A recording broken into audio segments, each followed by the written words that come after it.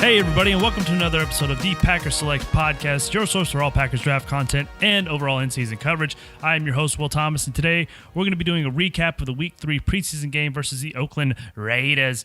As always, I'm going to kind of go over what I noticed from the rookies and the vets, and a little bit after that. So, rookies, as far as the game went, Jaire Alexander, you have yourself a game, good sir.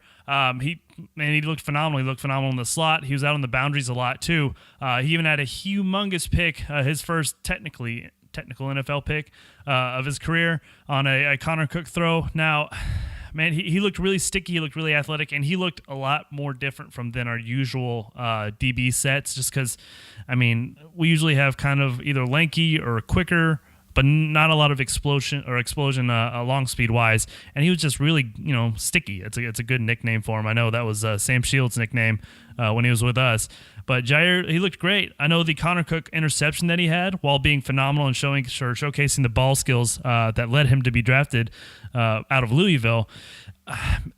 Part of me thinks that if Connor Cook had a better throw on that one, Jaire was beat. I think Jaire was beat. I know he got beat early in the game against Amari Cooper. It was a 50-50 ball, and Jaire had phenomenal, he had a phenomenal position, phenomenal coverage, but, that's why a lot of people don't end up drafting 5'10", 5'10 to 5'11 corners, just because a lot of those times, if you have an elite number one wide receiver, some of those battles they're going to lose just based off position alone.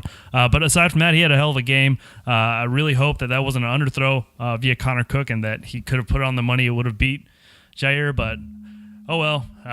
Great play by Jaire. Interception. Good for him. Josh Jackson, you have yourself a game too, good sir. His second unofficial pick six of his NFL career preseason-wise.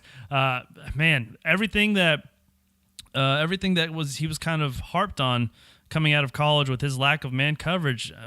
You look at it, his past two games, he's getting a lot better. And I know I wasn't a fan of his man coverage coming out. I know I've said multiple times that he was a wide receiver in college up until playing DB that last year, or starting as DB last year, and where he led the nation in interceptions. So his strength has always been playing zone, and he plays the ball in front of him. He runs the receiver's routes because he used to be a receiver. He has a innate ability, just like Richard Sherman did coming out of Stanford, to really just out-receiver the receiver. And so, this second pick six is really indicative. I know it was called off. It wasn't technically a pick six, but it was a pick six in my heart.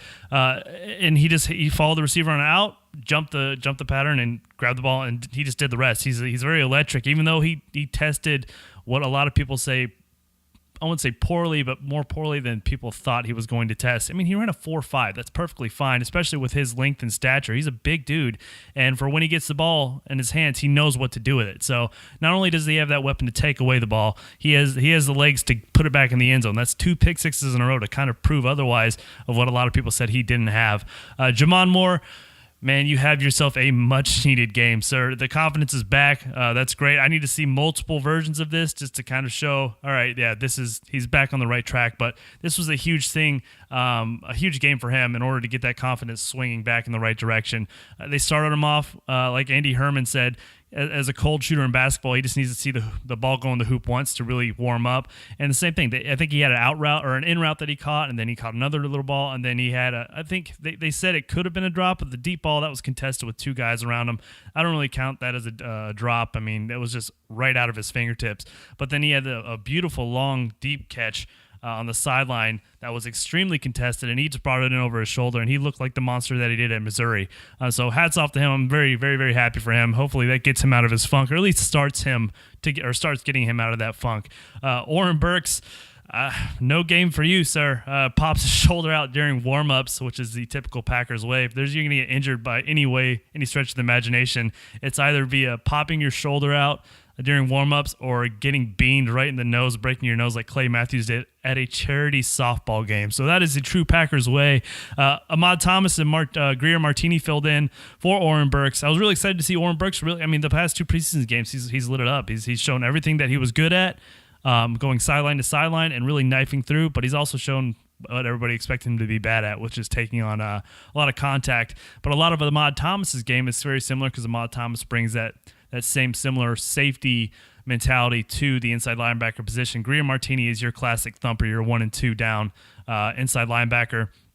Thomas did give up a big run later in the game. He was supposed to fill in on the outside, at least I think. It looked like he was supposed to fill in on the outside, where Reggie Gilbert used his patented inside rip move to really give up containment on the outside. And to me, it just looked like that's where Thomas was supposed to fill in. I could be wrong because I know that was one of the things that me and a lot of other people were worried about Gilbert is he's an amazing try-hard outside pass rusher, and he gets equal penetration out and in, but he relies a lot on that inside rip, and when you do that, you lose containment. So I don't know if that was on Thomas. It looked like it might have been, but that's my only harp on him. ESQ, Equinemius, St. Brown, and MVS, Martez, Valdes-Scantling. That's a lot of words. Quiet night. MVS couldn't get really anything going on kickoffs. I mean, he has the deep speed, but he just kind of got happy feet. He would kind of get going, and then he would slow down and get pitter-patter, and he's one of those guys that as soon as he gets going, do not take it out of gear. Keep going because he's going to keep building up speed. Just like Jordy. When Jordy would get going, they always used to laugh and say, yeah, don't let 87 get on your hip, because as soon as you do that, he might have ran a 4.5 in the combine, but once he gets out the gate, best of luck. So, I mean, he couldn't really get anything going. ESQ had an utterly quiet night. I think he had a drop and he had a catch, but nothing too concerning. It's just, man, it's preseason, week 3, usually the dress rehearsal, but man, there was no starters in sight for us, which is good. I'd much prefer that. And then lastly, the Boyle bandwagon. Nothing to see here, as we had Brett Hundley start the game the first half, and then Deshaun Kaiser finished the second half. So segueing into what a perfect segue. Segueing to the vets, what I noticed, Deshaun Kaiser, run for your life. Good Lord. I think Aaron Nagler said it best of Cheesehead TV. He said, Kyle Murphy, baby, what is you doing? No, baby, what is you doing? That's pretty indicative of Kyle Murphy's night. On the left tackle position, man, I really thought coming out, I know it was Spriggs, Kyle Murphy, and all that, but I really thought Kyle Murphy had the skill set, almost all like Chad Clifton-esque, just a big mauler, kind of a dancing bear, but a guy that could really put his hands on you. And I know he's rebounding off an ACL injury. I think it's an ACL at least, but I know he's rebounding off an injury, and I know he's been flipping along the actual offensive line where they're putting him and trying him in different positions, but left tackle just right now doesn't look like the spot for him. I want to see him truly inside. I know he'd be a big guard, but I want to see what he can do. He's a huge frame guy. He's really strong, and he's got dancing bear type feet. So I really want to see that. Backup O-line, all I could really think of the entire time was that GIF from, I forgot what movie it is, but Will Smith, where he's going like, please help. Like, that's pretty much what our O-line was. I think somebody said that it was Goot's ingenious idea to make the Raiders pass rush look even better than it is, so that they have a false sense of security in trading us Mac. So they're going, wow, man, we can get through on it with anybody. All right, yeah, go and trade Mac to Green Bay. We don't care about him. So maybe that was the diabolical plan, or maybe our backup O-line just needs some help. So I tend to lean towards the more pessimistic side. So, I mean, that's probably what it was. But going on from that, Brett Hundley looked good, man. Brett Hundley looked good. He would have looked a lot better hadn't Lance Kendricks dropped that beautiful scrambling touchdown throw in the end zone. But, nonetheless, Lance Kendricks did drop it, unfortunately. Reggie Gilbert, I know I talked about him in the rookies when I was talking about Ahmad Thomas and all that. Reggie Gilbert looked good. Again, I don't know if that inside move cost him, or if the inside move led to the big run around his corner, or if it was Ahmad Thompson's role to fill that spot.